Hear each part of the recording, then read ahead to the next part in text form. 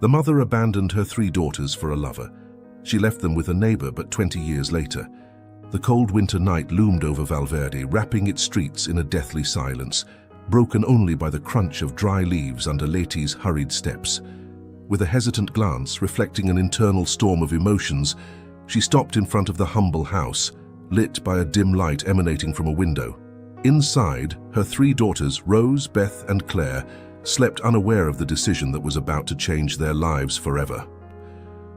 Letty, with trembling hands and a broken heart, slipped a folded note under Mr. Martin's door, the neighbor who had been more like a grandfather to the girls than just a family friend.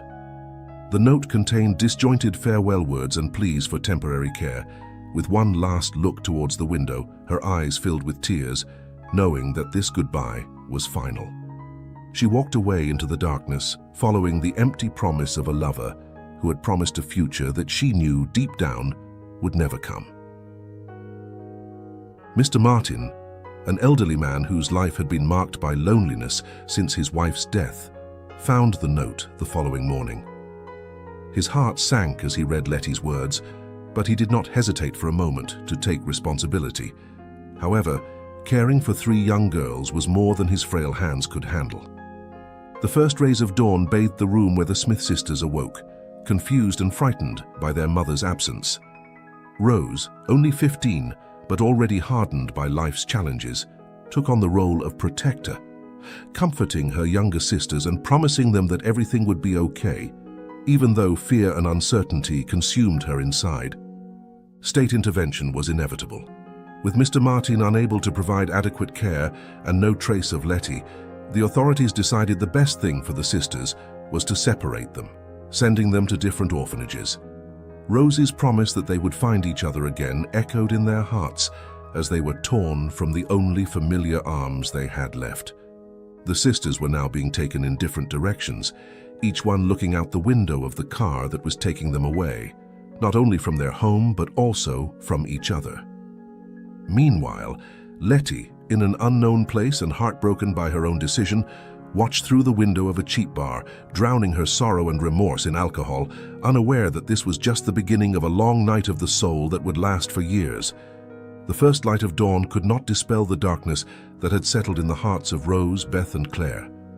Separated by strangers' hands and carried to different fates, the sisters faced the bitter start of a new reality.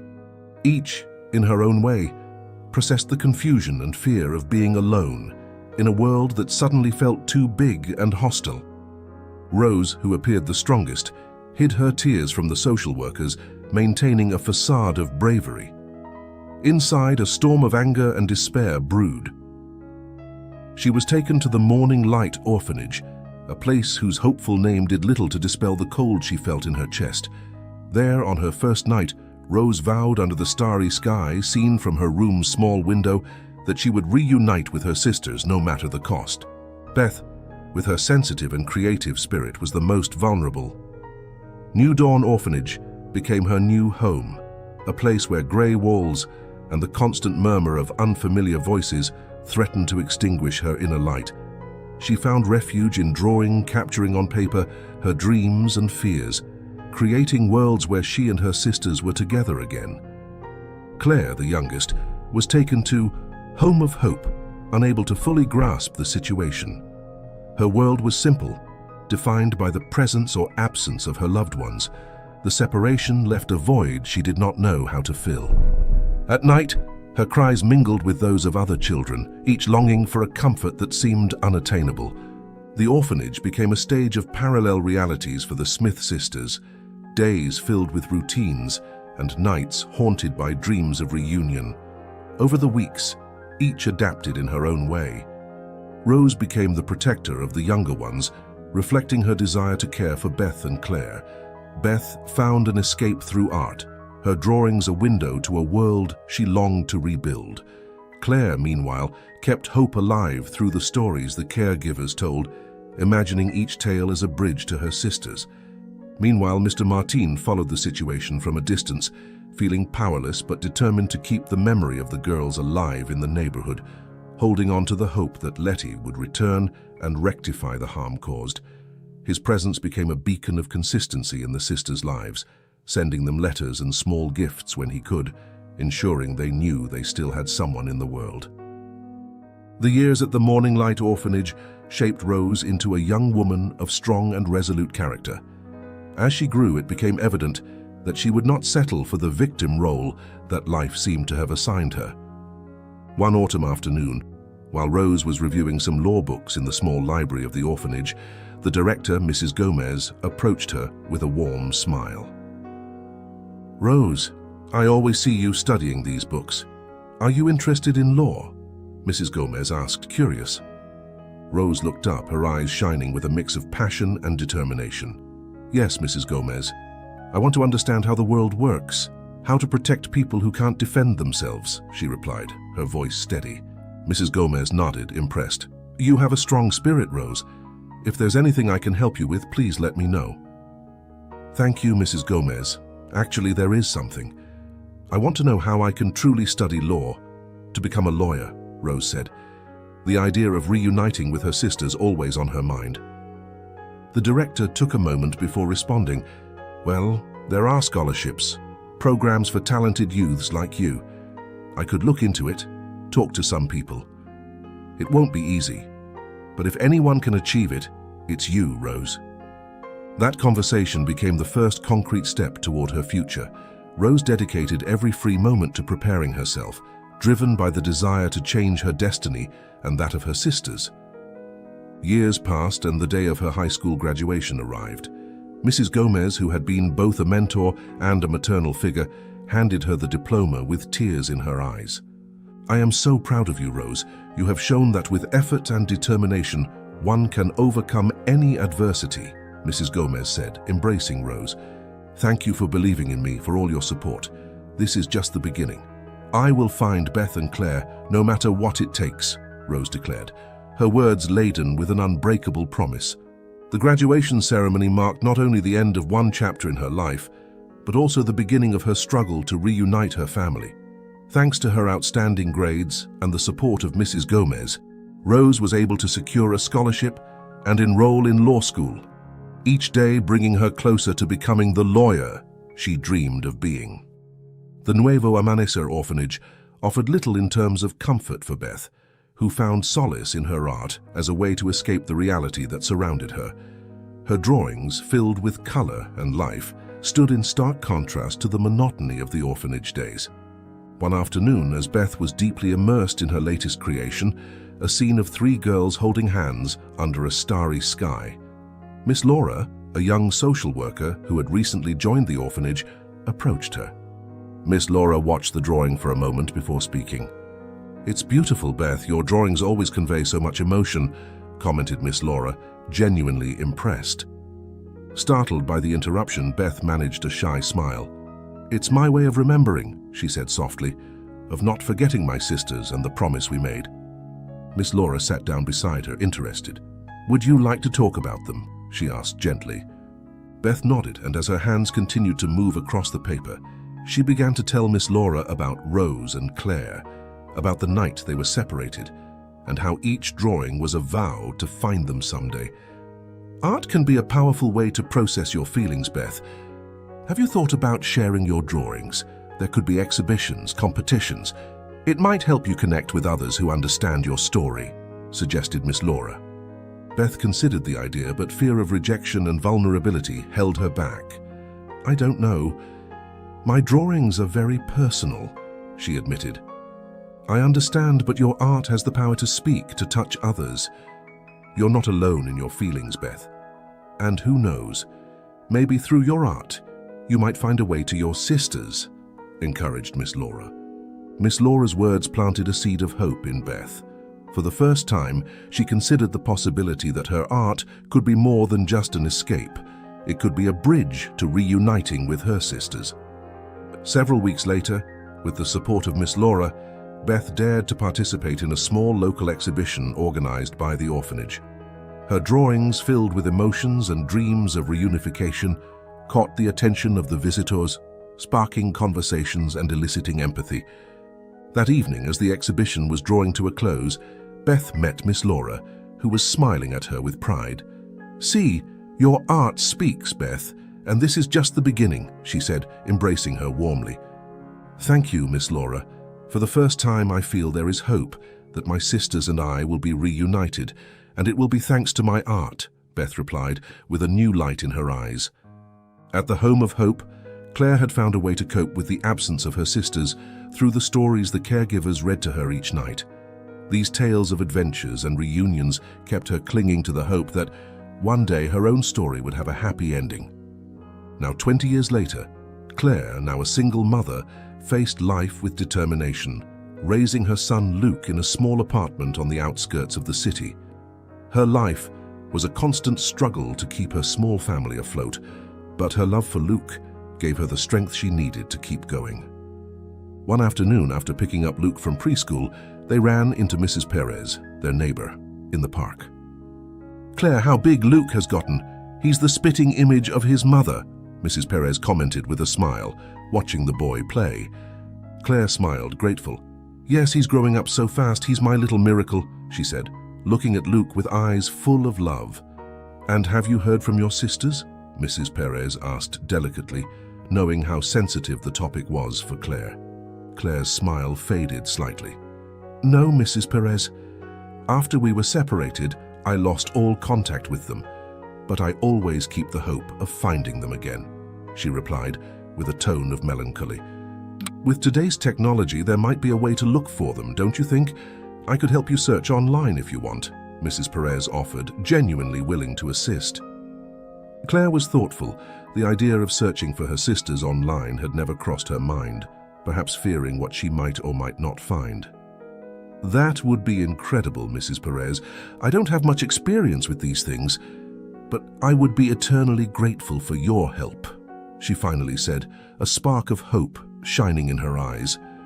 The next day, Claire and Mrs. Perez sat down with a laptop at the small kitchen table in Claire's home. Luke was playing quietly on the floor with his toys, while they browsed through social media and people search websites. After several hours without success, Claire began to feel discouraged. "Maybe it's futile. It's been so many years," she whispered, overwhelmed by emotion. Mrs. Perez took her hand, offering a gesture of comfort. "Don't give up, Claire. These things take time, and I'm here to help you every step of the way. Your sisters are out there, and we have to believe you will find them," she affirmed with conviction. Claire nodded, wiping away a tear. "Thank you, Mrs. Perez.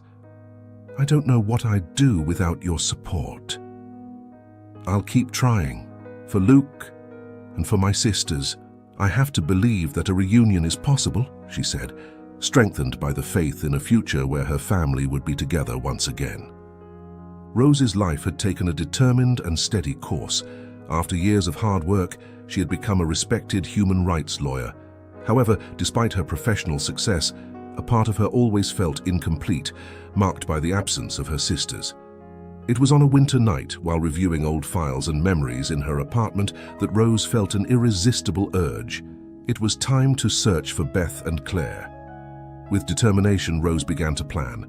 She knew the challenge would be enormous, but she also knew she could no longer put it off. One weekend, while having coffee in the tranquility of her kitchen, she decided to call her close friend and colleague, Daniel, who had proven to be an exceptional researcher. "Daniel, I need your help with something personal. It's about my sisters. I want to find them," Rose explained, feeling a mix of nervousness and hope. "Of course, Rose, I'll do everything I can. What information do you have?" Daniel responded, aware of how much this meant to her. Rose shared everything she remembered, her sisters' full names, birth dates, and the last places they had been together.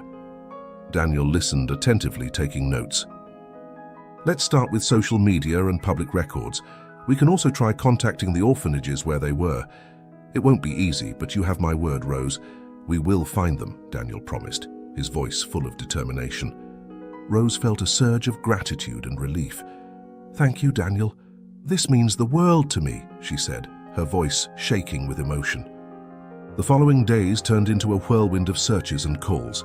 Rose and Daniel met regularly to discuss progress and new strategies. One afternoon, while they were checking lists of names on an online database, Daniel exclaimed in surprise, "Rose, I think I found something about Beth. There's an artist with her name and birth date that matches. And look at these art pieces. Don't they look familiar?" Daniel said, turning his laptop towards Rose. The images on the screen displayed vibrant and emotive drawings that evoked a deep sense of longing and connection. Rose's heart began to beat faster. "That has to be her. It has to be," she exclaimed, tears starting to form in her eyes. This moment marked the beginning of a new chapter in Rose's life. Armed with a solid lead on Beth, the search took on new momentum. Rose knew the road ahead would be full of challenges, but for the first time in many years, she allowed herself to feel a true spark of hope. The possibility of reuniting her scattered family was no longer just a distant dream. It was a tangible goal she was determined to achieve, no matter the cost. With the first solid clue in hand, Rose and Daniel began to delve deeper into the investigation about Beth. The name Beth Smith, linked to the artworks that resonated so much with Rose, was a thread to follow in the maze that had been their separation. Determined, they planned their next step to contact the organizer of the exhibition where Beth's works had been displayed. Rose dialed the number with trembling hands, her heart pounding with hope and fear of what she might discover. "Good afternoon, this is Rose Smith. I'm trying to contact one of the artists who participated in your recent exhibition, Beth Smith.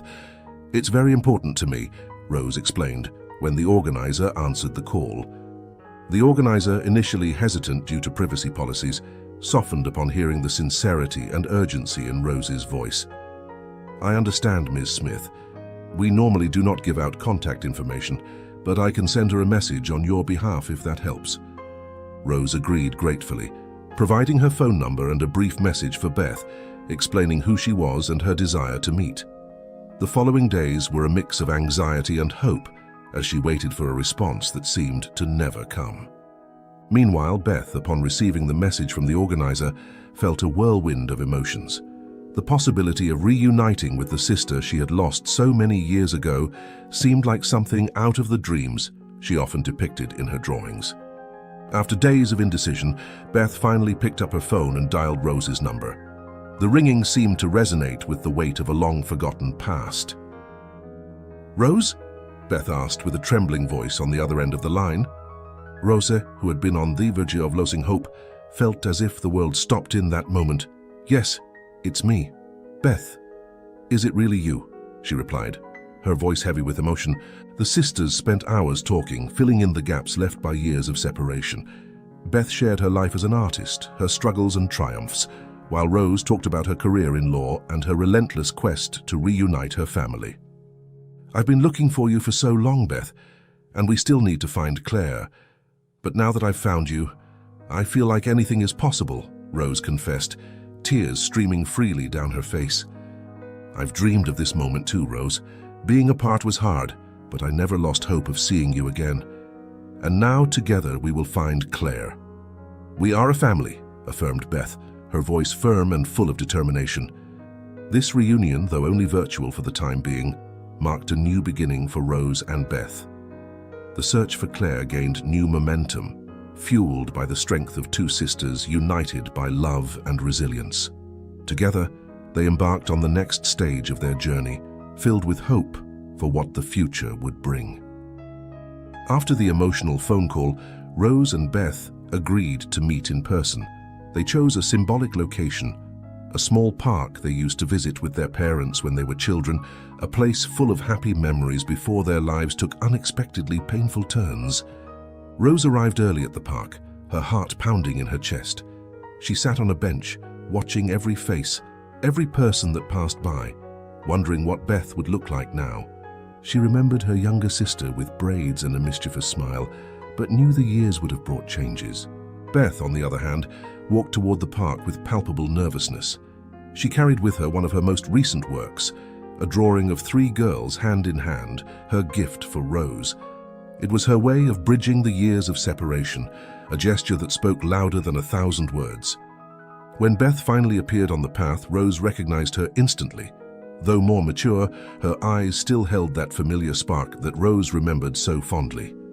She stood up abruptly, and both sisters stared at each other for what seemed like an eternity, before running to embrace each other, tears flowing freely. "I've missed you so much, Beth," Rose murmured, clinging to her sister as if she feared she might disappear. "I've missed you too, Rose. I can't believe we're finally together," Beth replied, her voice choked with emotion. They sat on the bench and Beth handed Rose a drawing. "For you, so you never forget that, despite everything, we were always together in spirit," Beth said tenderly. Rose looked at the artwork, tears in her eyes reflecting the beauty and love captured on the paper. "It's beautiful, Beth. Thank you. This means more to me than you can imagine," she said, before carefully storing the drawing away. Talking for hours, they shared their stories, triumphs and defeats. Beth listened in awe as Rose had become a lawyer, dedicating her life to helping others. Rose, in turn, marveled at Beth's artistic talent and how she had found in art a way to express herself and heal. "Now that I've found you, there's nothing stopping us from finding Claire. We'll look for her together," Rose declared, determination shining in her eyes. "Together," Beth repeated, feeling a strength she didn't know she had. "Nothing will stop us." The sun began to set, bathing the park in golden light. The long shadows of the two figures were cast on the ground, intertwined. At that moment, they were not just two women reunited after years of separation. They were symbols of hope and the unbreakable strength of familial bonds. After their emotional reunion in the park, Rose and Beth began spending more time together, rebuilding the bonds that separation had worn but never completely broken. As they shared their experiences, fears, and dreams, each meeting helped to heal past wounds and strengthen their relationship. One weekend, they decided to visit a small local cafe that hosted art nights, where local artists displayed their works and shared their stories. Beth, initially hesitant, accepted Rose's invitation, seeing it as an opportunity to re-engage with the outside world with her sister's support. As they sat at a table near the stage, surrounded by paintings and sculptures that adorned the place, Beth couldn't help but feel inspired by the creative atmosphere enveloping them. "This is beautiful, isn't it? I've always loved how art can convey what words cannot," Beth remarked, her gaze wandering across the various works. Rose nodded, her attention focused on her sister. "You have incredible talent, Beth. Perhaps one day your works will be here too, sharing your story with the world." Beth smiled shyly at the idea. "Maybe," she said, but in her heart, the idea began to take root. The evening passed with laughter and deep conversation, and for the first time in a long while, Beth felt genuinely happy and connected to someone. As the night drew to a close, Rose took Beth's hand. "I want you to know that I'm here for you, not just in the search for Claire, but in everything. Together, we can face anything." Beth nodded, moved. "Thank you, Rose. Having your support means everything to me. I feel that, with you by my side, I can finally start to leave the past behind." Over the following weeks, Beth began to open up more, influenced by Rose's strength and determination. They decided to organize a small exhibition of Beth's works at the local cafe, an event that marked Beth's public debut as an artist. The exhibition was a resounding success, with many people moved by the emotional depth and the stories behind each piece. As they packed up the last pieces, Beth hugged Rose, tears of gratitude in her eyes. "I couldn't have done this without you, Rose. You've helped me find my voice again." "I'll always be here, Beth, and now with your voice found, it's time for our next adventure to find Claire. Together, we'll complete our family again," Rose replied, her voice firm with determination. With the exhibition as a warm memory in their hearts, Rose and Beth focused on their next goal, finding Claire. They knew the journey wouldn't be easy, given the scant clues about her whereabouts since their separation. However, armed with determination and renewed hope, they prepared to face the challenge together. One morning, while Rose was reviewing potential strategies in her office, she received a call from Beth. "Rose, I've been thinking, Claire always loved books more than anything, remember? What if we try looking for her through libraries or reading groups? Maybe she left a trace in those places." Beth's suggestion sparked an idea in Rose. It was an approach they hadn't considered. "That's a brilliant idea, Beth.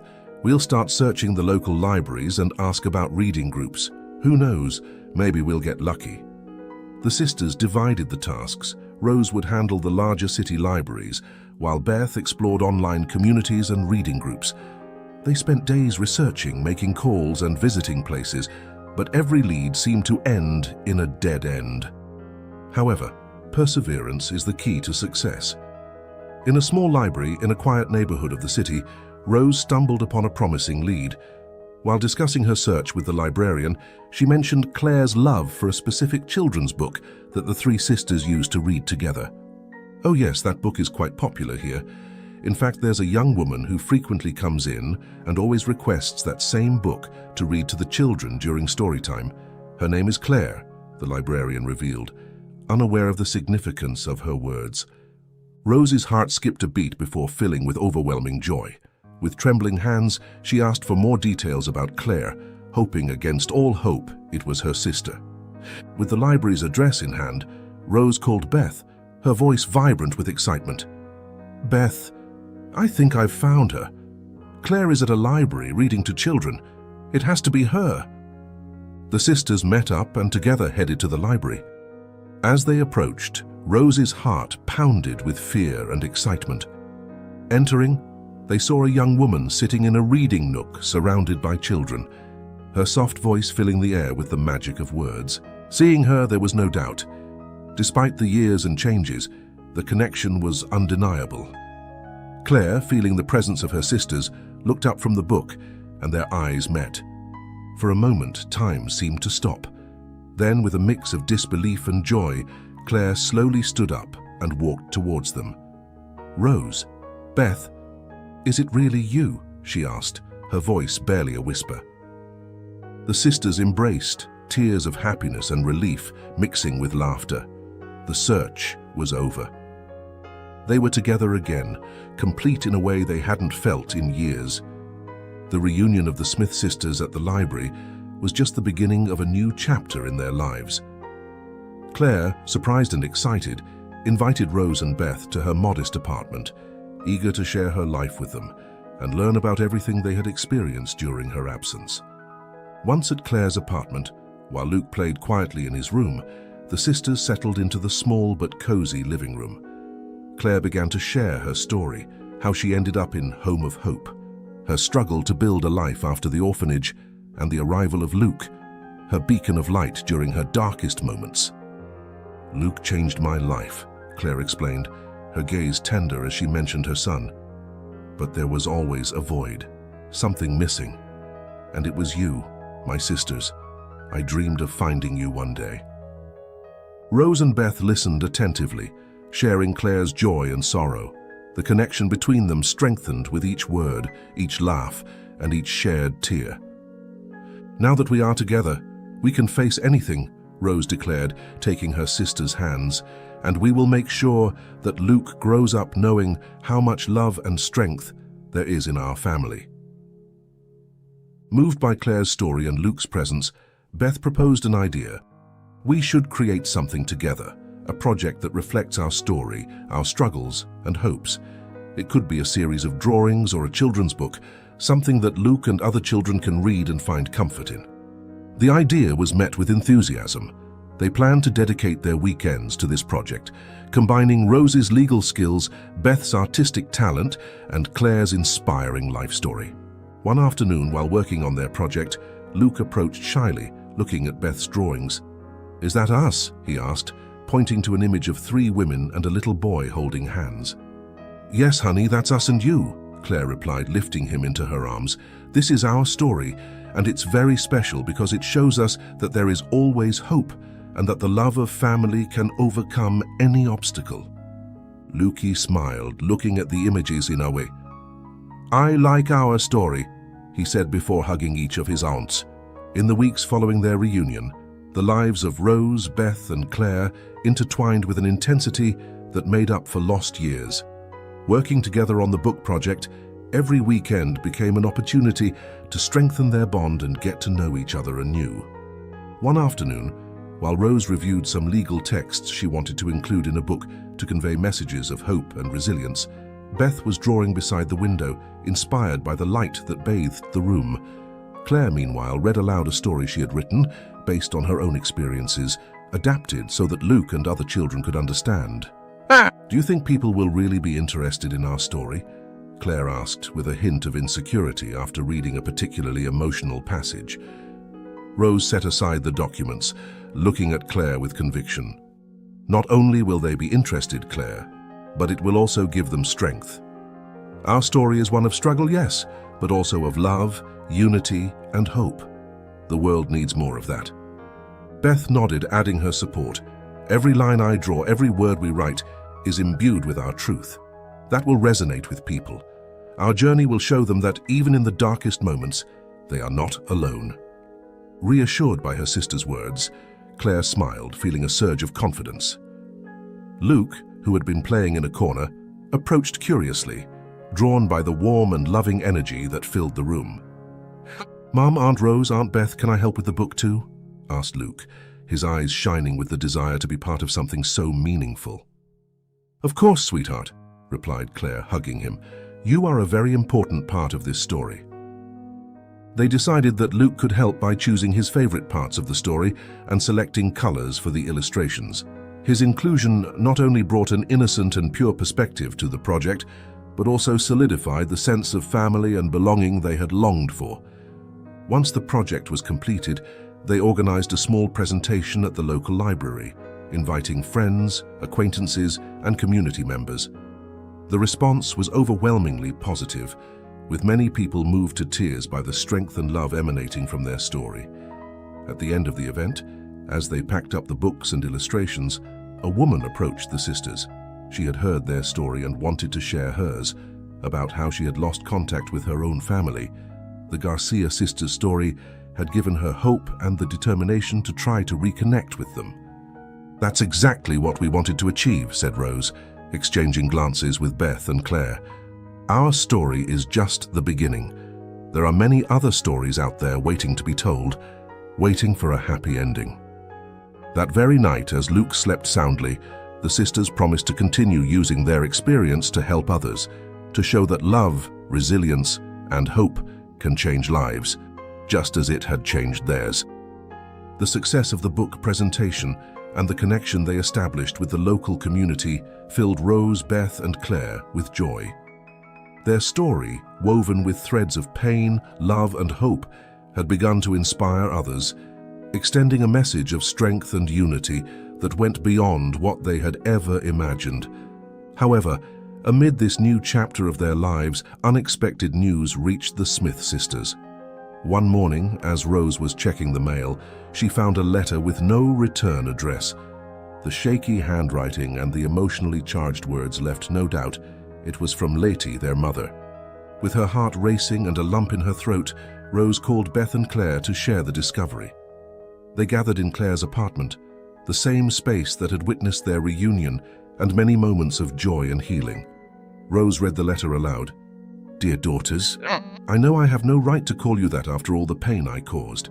I have lived each day of these lost years regretting the decision I made that night. There is no excuse for my abandonment, only deep regret and the hope that somehow you can find it in your hearts to forgive me. I have returned to Valverde, not to ask you to take me back into your lives, but to see, even from afar, the wonderful women you have become. With eternal love, Letty." The silence that followed was profound, each sister processing the words and emotions the letter had unleashed. Claire was the first to speak, her voice trembling. "I always wondered about her, if she ever thought of us. And now knowing she's here..."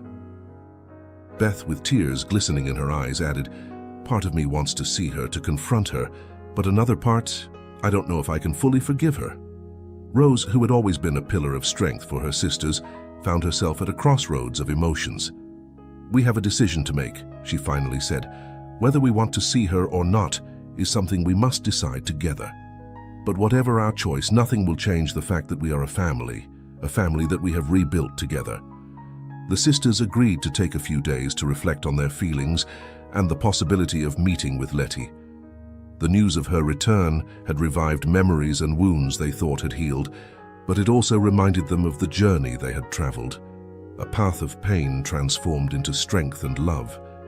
Meanwhile, Letty, unaware of the emotional storm her letter had unleashed, waited with a mix of fear and hope. She had returned to Valverde, driven by remorse and a desire to somehow repair the damage she had caused, even though she knew some wounds might be too deep to heal.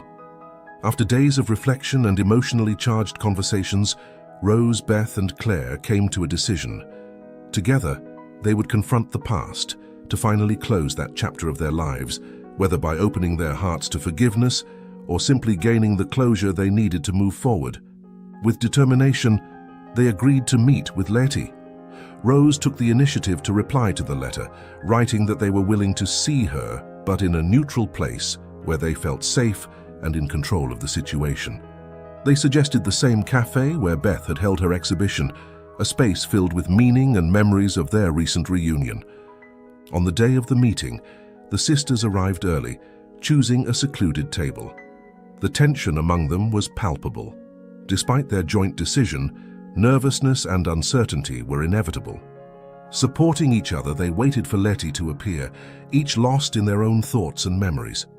When Letty entered the cafe, she paused, observing her daughters from a distance. Time had changed each of them, but the familial bond was undeniable. With hesitant steps, she approached the table, her expression a mix of fear and hope. "Thank you for agreeing to see me," were her first words, almost a whisper. Rose, always the strongest, spoke up. "We're here to understand, Mom, to know why and how you could leave us." Letty nodded, tears beginning to form in her eyes. "Nothing I say today will justify my actions. I was lost, consumed by my own demons, but every day without you has been a punishment. All I have wished for is to turn back time and make a different choice."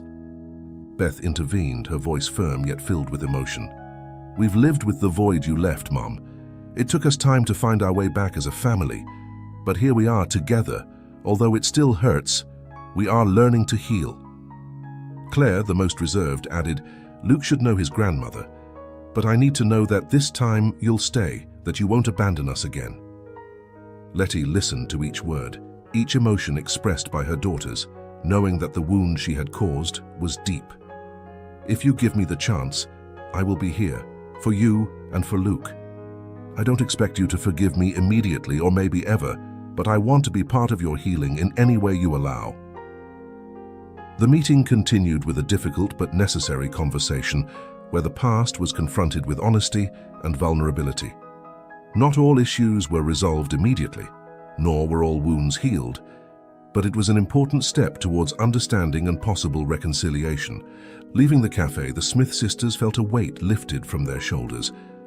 They had faced one of their greatest fears, and though the path to complete forgiveness was still uncertain, they knew they could handle anything life threw at them together. The encounter at the cafe left an indelible mark on the Smith sisters.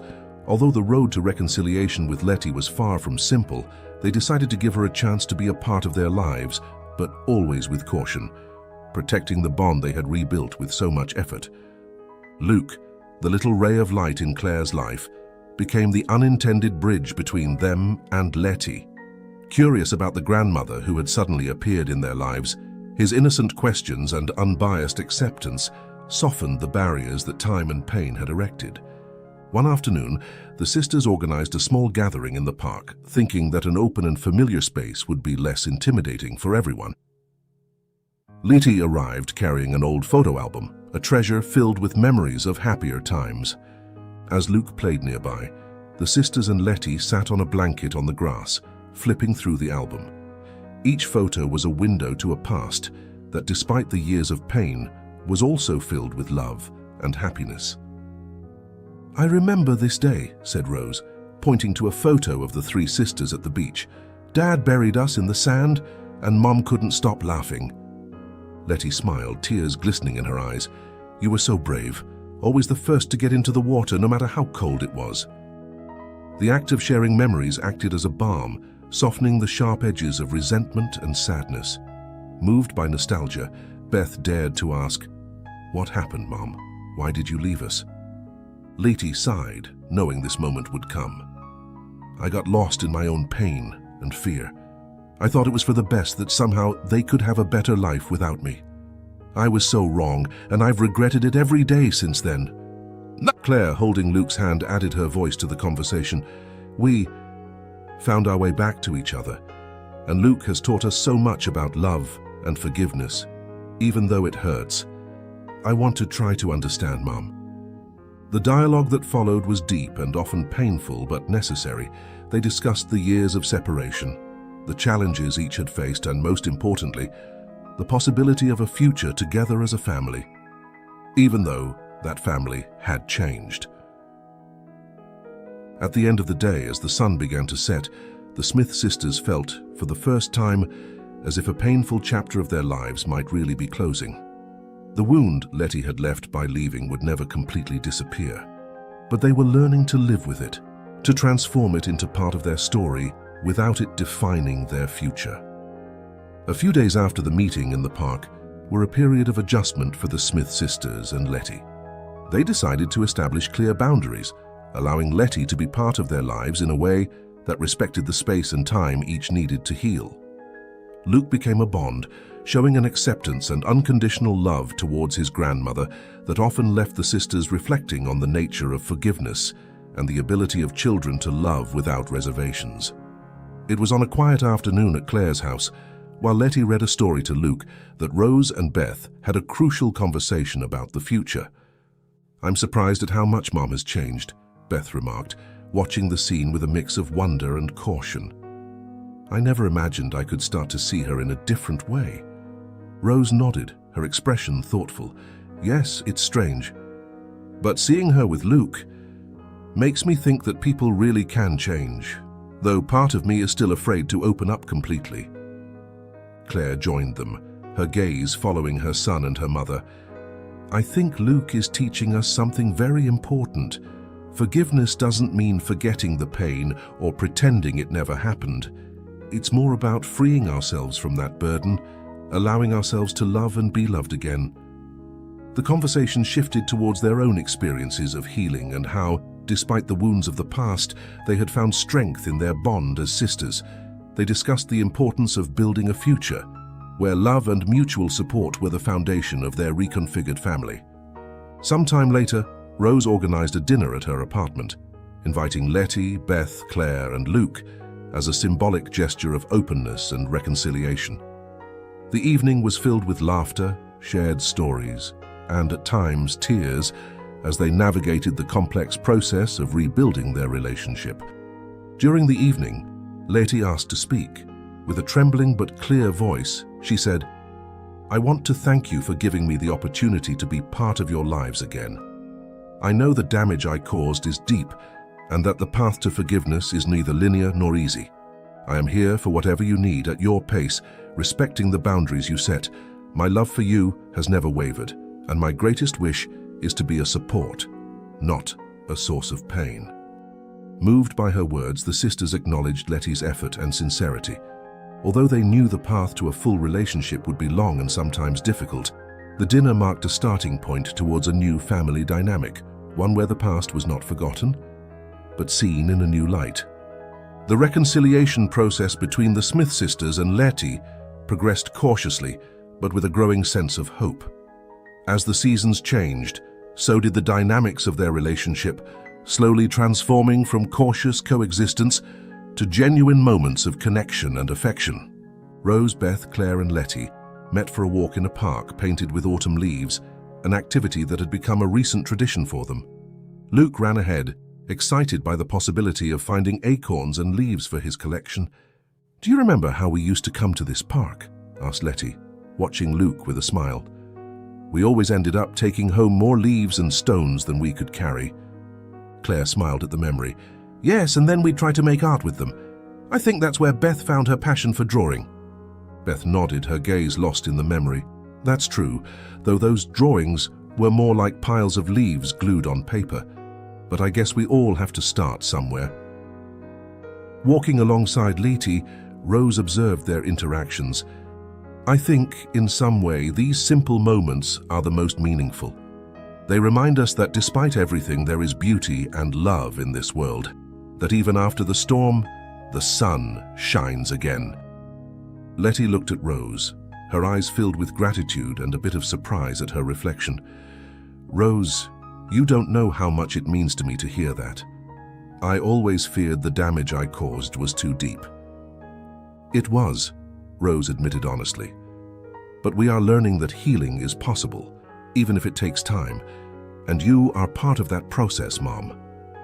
Their walk continued with lighter conversations, interspersed with moments of comfortable silence. Eventually, they sat on a bench in the park, watching Luke play nearby. In that moment, sharing the warm autumn sun and the beauty of the park, it seemed as if the wounds of the past were finally beginning to heal. When they returned home, Claire suggested an idea she had been considering. "What do you think about doing something special for the holidays this year? We could invite some friends and neighbors, have a small celebration. It would be a way to thank them for their support and share our joy at being together again." The idea was met with enthusiasm. They planned a small gathering at Rose's house, decorating the place with lights and Christmas ornaments, cooking together, and sharing stories and laughter.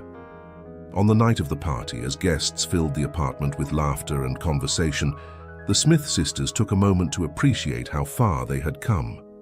Although the journey had been long and often painful, they were together, strengthened by the trials they had faced. The New Year's celebration at Rose's house symbolized a rebirth for the Smith sisters and Letty.